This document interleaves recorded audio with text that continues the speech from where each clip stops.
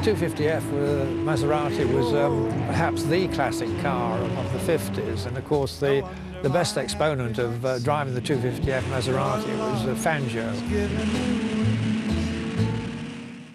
Then it was a sport. We were friends, you know, I mean, good buddies and so on. We would go shopping together, we'd eat meals together, we'd chase the same crumpet and all that sort of stuff. It was a fun thing. The race is on. Well, the 250F was probably, I think I'm right in saying, of its era, the nicest Formula One front-engine car to drive. It really was. Brooks, Fangio, Shell, Salvadori, Collins, Castellotti and Moss. It was just a car that, personally, I enjoyed very much. Now the race settles down. The procession is led by Moss. Flames reach up in the sky at Abbey Curve, where Brooks BRM has overturned, throwing its driver clear. 2008 sees the 60th anniversary of the first ever Formula One Grand Prix here at historic Silverstone. We've gathered together this amazing collection of 6 Formula One cars, one representing each decade, and we're going to drive them. They're all runners. Over the next 6 Grand Prix weekends, join me to experience these amazing cars. I've never looked forward to a day's motoring so much in my life. First up, the 1958 Maserati 250F. Pioneering drivers sat astride these works of art with no seatbelts. An exciting but dangerous era where death was an acceptable risk for the glory. It was the last of the 250Fs, designed by the factory, completed outside of the factory by Colotti.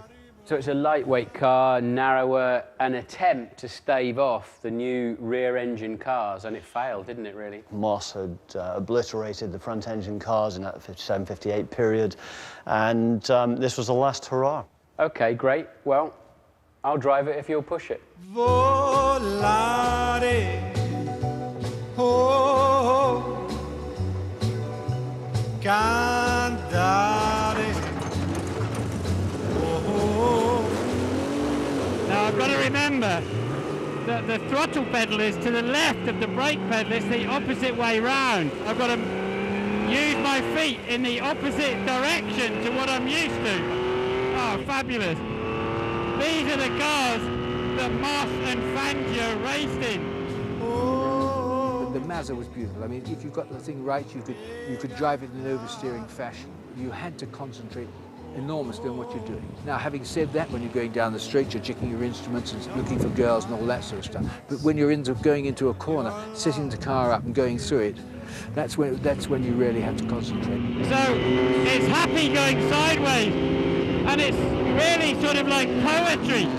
It's like doing the foxtrot or the waltz, I'd imagine, but at 100 and some odd miles an hour. Well, my first memories of Silverstone were that it was marked out by barrels, so possible to sort of make mistakes here and get away with it. Throw it in! Oh, yeah, look at that! Yeah, baby! Love all that! What wonderful acceleration! Absolutely fabulous! So quickly build speed. I've got the hang of the gear shift now. Fabulous. Moss and Fangio, though, didn't have runoff areas and gravel traps. They had trees and spectators standing on the side of the track. And the track was bumpy. I don't know how they used to go along at 170 miles an hour. Just absolutely incredible. No wonder my happy heart sings. Your love is given away.